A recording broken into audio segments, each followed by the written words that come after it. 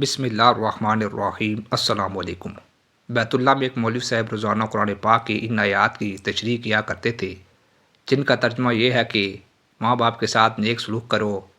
اگر ان میں سے کوئی ایک یا دونوں تمہارے پاس بوڑھے ہو کر رہے تو انہیں کسی موقع پر بھی اف تک نہ کہو اور نہ انہیں جھڑک کر جواب دو، بلکہ ان کے ساتھ احترام اور ادب کے ساتھ بات کرو، نرمی اور رحم کے ساتھ ان کے سامنے جھکے رہو اور دعا کیا کرو کہ اے پروردگار ان پر رحم فرما، جس طرح انہوں نے رحمت و شفقت کے ساتھ بچپن میں مجھے پالا تھا۔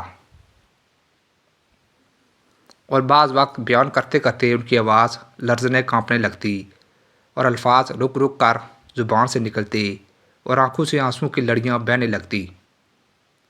جب مولوی صاحب سے ان آیات کی تلاوت پر غمگین ہونے کی وجہ دریافت کی گئی تو انہوں نے اپنا واقعہ سنایا کہ میں کلکتہ کے قریب ایک گاؤں کا رہنے والا ہوں۔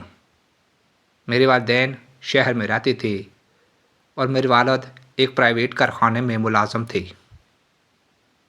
پڑھے لکھے تو معمولی سے تھے، لیکن نہایت نیک اور خدا ترس آدمی تھے۔ میری عمر ابھی 4 سال ہی کی تھی کہ مجھے ایک اسلامی اسکول میں داخل کرایا دیا گیا۔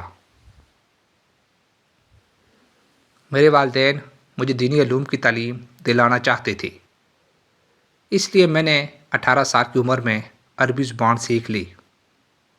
میں دینی تعلیم کے دوران انگریزی بھی پڑھتا تھا اور والد صاحب کے ایک دوست کے مدرسے سے میں نے 10ویں جماعت کا امتحان پاس کر لیا۔ میری خواہش افسر بننے کی تھی۔ میں نے اپنے والد سے اس کا ذکر کیا۔ والد صاحب کو اس زمانے میں نوکری کے 200 روپے ملتے تھے، جن سے پورے گھر کا خرچ چلانا پڑتا تھا اور آئندہ کے لیے فکر کرنی تھی۔ میرے والد صاحب کا یہ خیال تھا کہ میں اب کوئی ملازمت کر لوں تاکہ گھر کا انتظام سنبھالنے میں آسانی ہو، لیکن میرا پکا ارادہ کالج میں داخل ہونے کا ہو چکا تھا۔ میں نے والد صاحب کی بے حد خوش آمد کی اور ان کو منایا۔ آخرکار والد صاحب راضی ہو گئے۔ میں نے ایک کالج میں داخلہ لے لیا۔ میری والدہ بڑی خواہشات اور عقل مند تھی۔ اپنے خالی وقت میں وہ موم بتیاں بنا کر اچھے خاصے پیسے حاصل کر لیتی۔ اس طرح ان کو محنت تو بہت کرنی پڑتی، لیکن وہ میری سب ضروریات پوری کرتی۔ فیس تو والد صاحب دے دیتے تھے اور دوسری ضروریات کے لیے میری والدہ مجھے چپکے سے روپے بھیج دیتی۔ مجھے معلوم تھا کہ والد صاحب بھی میرے اخراجات اور دوسرے بھائیوں کی تعلیم و تربیت کے لیے ڈیوٹی سے زیادہ وقت کام کرتے تھے۔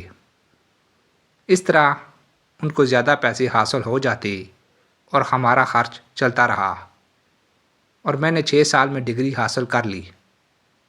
میں نے ڈگری تو حاصل کر لی، مگر اس کالج کی تعلیم کے دوران اور اس زمانے میں کالج کے ماحول کے رہن سہن نے میرے اسلامی شعار اور طریقے کو بالکل ہی بدل دیا اور میں اسلامیات کو بالکل ہی بھول چکا تھا۔ اس لیے یہ ماحول ہی نیا اور ایسا تھا کہ میں وہاں کا رنگ لیے بغیر نہ رہ سکا۔ میرا ذہن، میرے خیالات جدید تعلیم و تربیت سے بے حد متاثر ہو چکے تھے۔ اب کیسا دین اور کیسے دین کی باتوں پر چلنا اور کیسی نماز روزہ کرنا، میرے حالات اور خیالات سب ہی بدل چکے تھے۔ میں نے 6 سال پورے کالج میں اول نمبر کی کامیابی حاصل کی، اس لیے درخواست دینے پر مجھے اسی کالج میں ملازمت مل گئی اور میں 350 ماہوار تنخواہ پانے لگا۔ چند سالوں میں میری تنخواہ 500 روپیہ ماہوار ہو گئی۔ اب والدین نے میری شادی کی فکر کی۔ وہ یہ چاہتے تھے کہ کسی نیک اور دیندار لڑکی سے میری شادی ہو جو گھر میں ایک اچھی بہو کی طرح رہے، لیکن میری خواہش یہ تھی کہ وہ آج کی نئی تہذیب اور نئی تعلیم سے واقف ہو تاکہ موجودہ دور اور اعلیٰ سوسائٹی میں کھپ سکے، ہر ایک کے ساتھ کھلے عام باتیں کر سکے، سینہ تان کر بازاروں میں چل سکے اور ہر بے حیائی کے کام میں ترقی کر کے آگے بڑھ سکے۔ لہٰذا میں نے اپنی پسند کا ذکر اپنی ماں کے ذریعے سے اپنے والد صاحب سے کر دیا۔ لیکن انہوں نے پسند نہ کیا اور برا مانا، لیکن مجھے نئی روشنی کے سوا کچھ دکھائی نہیں دیتا تھا۔ ایسا بھوت سر پر سوار تھا کہ کہاں کا اللہ کا خوف اور کہاں کا دین کا شوق، نہ قرآن مجید سے محبت اور نہ نبی کریم صلی اللہ علیہ وآلہ وسلم سے الفت۔ ہر طرف سے نفس اور شیطان نے پوری طرح سے رنگ چڑھا دیا اور میں اپنی ضد پر قائم رہا۔ ماں باپ کی بات کسی طرح بھی میری عقل میں نہ آتی تھی اور نہ ہی میں ماننے کے لیے تیار تھا۔ بہرحال میں نے اپنے والدین کو بار بار اصرار کر کے راضی کر لیا اور میرے اصرار سے راضی ہو گئی، شاید اس وجہ سے کہ انہیں اندیشہ تھا کہ اگر وہ انکار کر دے تو شاید میں اپنی من مانی کروں۔ اس خوف سے انہوں نے ہاں کر دی، لہٰذا ایک فیشنیبل اور بے دین لڑکی سے میری شادی ہو گئی۔ شادی کو بھی 2-4 مہینے ہوئے تھے کہ والد صاحب کے کارخانے میں ایک گیس کی ٹنکی پھٹ جانے سے ان کی دونوں آنکھیں جاتی رہی، اس لیے اب وہ کارخانے جانے سے معذور ہو گئی اور کام کے قابل نہ رہی، اور اب وہ گھر میں ہی رہنے لگی اور ان کو کارخانے کی طرف سے ایک معمولی رقم معذوری الاؤنس کے طور پر ملنے لگا۔ میری بیوی کو اسلامی تعلیم و تہذیب کا دور دور تک پتہ نہ تھا، وہ تو صرف آزاد خیال اور تیز مزاج عورت تھی جسے نہ خوف خدا اور نہ عشق مصطفیٰ۔ وہ کیا جانے کہ اسلام کیا ہے، وہ تو پہلے ہی دین سے جاہل مطلق تھی۔ کچھ اس کی سہیلیوں نے اس کے کان بھر دیے کہ دیکھو، ساس سسر کی خدمت کرنا تمہارا فرض نہیں، بلکہ ساس سسر تو تمہاری خدمت کے لیے ہیں، تم ان سے جو چاہے خدمت لینا۔ جو لڑکیاں جاہل اور بے عقل ہوتی ہیں وہ اپنی ساس سسر کی خدمت کیا کرتی ہیں، تمہارا کوئی حق نہیں ان کی خدمت کرنے کا، تم اپنے شوہر کی ہو کر رہنا بس۔ اس وقت میں کسی انگریز سے کم نہ تھا، میرے دن رات صبح شام عیش و مزے میں گزرتے تھے، سوائے خواہشات نفسانی کے نشے کے کچھ یاد ہی نہیں تھا۔ لیکن جب میں نے دیکھا کہ میری محبوبہ بیوی میرے بوڑھے ماں باپ کی خدمت سے نفرت اور پرہیز کرتی ہے تو میں اس پر ناراض ہوا، لیکن آہستہ آہستہ اس نے مجھ پر جادو کر دیا کہ میں اس کی ہر حرکت پر اظہار پسندیدگی کرتا، خواہ وہ میرے سامنے میرے والدین کو کچھ بھی برا بھلا کہتی رہتی، لیکن میرے کان پر جوں تک نہ رینگتی اور مجھے ذرا بار بھی احساس اور برا معلوم نہ ہوتا تھا۔ اب وہ میرے والدین پر آئے دن طرح طرح کے الزامات لگانے لگی، لیکن کیا کرتا، میں اب صرف نفس کا بندہ بن کر رہ گیا تھا اور روحانی موت مر چکا تھا۔ مجھے اس سے اتنی محبت ہو گئی تھی کہ میں اسے کچھ بھی نہ کہتا تھا، حتیٰ کہ زبان تک نہ اس کے سامنے ہلاتا، بس ہر وقت اسی کا کلمہ پڑھتا اور اسی کی محبت کے گن گاتا، جو کچھ ہوتا پڑا دیکھتا رہتا۔ پیارے والدین نے بے بس اور مجبور و لاچار اور نہایت تنگ آ کر مجھ سے شکایت کی۔ میری بدبختی، تو میں نے یہ کہہ کر ٹال دیا کہ آپ کو غلط فہمی ہے، میری بیوی ایسی نہیں ہے، وہ بڑی عقل مند اور صاحب سلیقہ ہے، آپ کی عقل ٹھیک نہیں ہے۔ ایک روز کی بات ہے، والد صاحب رات کو کسی ضرورت سے پانی لینے کے لیے اٹھے تو نابینا تو تھے ہی، ایک میز سے ٹکرا گئے اور اسی میز پر دودھ کا برتن رکھا تھا، وہ زمین پر گر گیا اور سارا دودھ زمین پر الٹ گیا۔ بس پھر کیا تھا، بیگم صاحبہ اٹھیں اور ان کو بہت بری طرح للکارا، تمہیں شرم نہیں آتی، چوری کرتے ہوئے چھوٹے منع کا دودھ رکھا ہوا ہے اور چاہتے ہو چپکے سے خود پی لوں؟ خبردار، آئندہ ایسی حرکت کی، اچھی طرح دودھ پینے کا مزہ چکھا دوں گی۔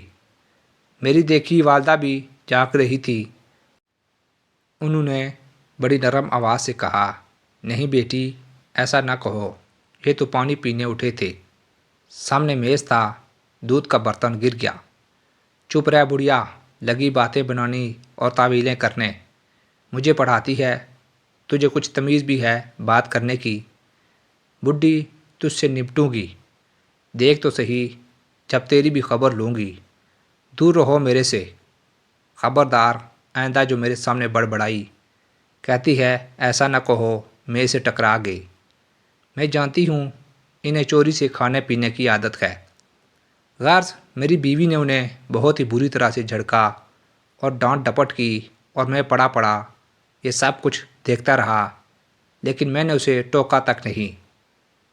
تھوڑے دنوں کے بعد ایک دن میرے ماموں آئے اور میرے والد اور والدہ کو اپنے ساتھ لے گئے۔ بیوی کہیں باہر گئی ہوئی تھی۔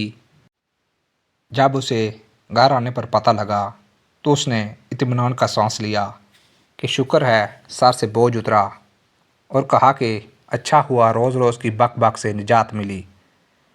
اس واقعے کو 3 سال گزر گئے اور ایک بچے کی پیدائش کے بعد میری بیوی کا انتقال ہو گیا۔ بیوی کا مرنا کیا تھا، میری زندگی سنسان ہو گئی اور اکثر میں کھویا کھویا سا رہنے لگا۔ میرے ایک بہت ہی مخلص دوست تھے، انہوں نے جلد ہی ایک غریب گھرانے میں میری شادی کرا دی، اور یہ میری بیوی حافظ قرآن، نماز روزہ اور قرآن مجید کی تلاوت کی پابند، بڑی ہی دیندار اور میری ہر طرح سے فرما بردار تھی۔ جب میں فکر آخرت سے بے فکر ہو کر بستر پر پڑا، کھیلوں کے میچ دیکھ کر زندگی کے بہترین وقت ضائع کر رہا ہوتا تھا، جس کی مجھ سے باز پرس قیامت کے دن کی جائے گی، تو وہ قرآن مجید کی تلاوت میں مشغول ہوتی تھی۔ ایک دن کی بات ہے کہ میں چارپائی پر بیٹھا تھا اور بیوی قرآن مجید کی تلاوت کر رہی تھی کہ اچانک وہ اس آیت پر پہنچی کہ جس کی تلاوت و تشریح روزانہ آپ مجھ سے سن رہے تھے، تو میری آنکھوں کے سامنے وہ تمام واقعات آ گئے جو پیچھے گزر چکے تھے، اور میرے ساتھ میرے ماں باپ نے جو سلوک کیا تھا اور انہوں نے جو زحمت و تکلیف میرے لیے گوارا کی تھی، تو میری زبان سے یہ بے ساختہ نکل گیا کہ ہائے میرے ماں باپ، اور میں ہوش میں نہ رہا۔ غرض اب اتنے عرصے کے بعد مجھے اپنے ماں باپ کی یاد آئی کہ زمانہ دراز گزر گیا۔ ہائے افسوس، میری آنکھوں سے آنسو آ گئے۔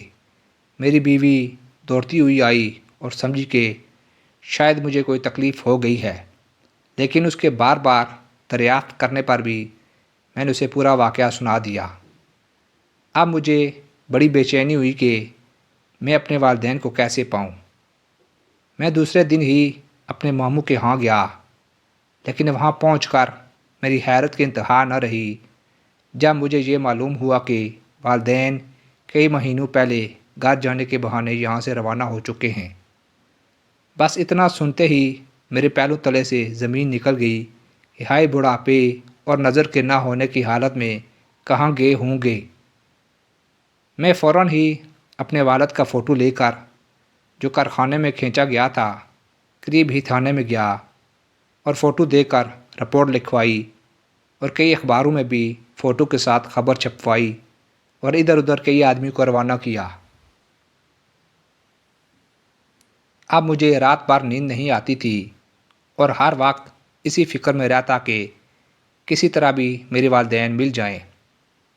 میں نے اللہ سے خوب گر گرا کر توبہ کی اور دعائیں کی کہ الہی میرے ماں باپ کو واپس لوٹا دے۔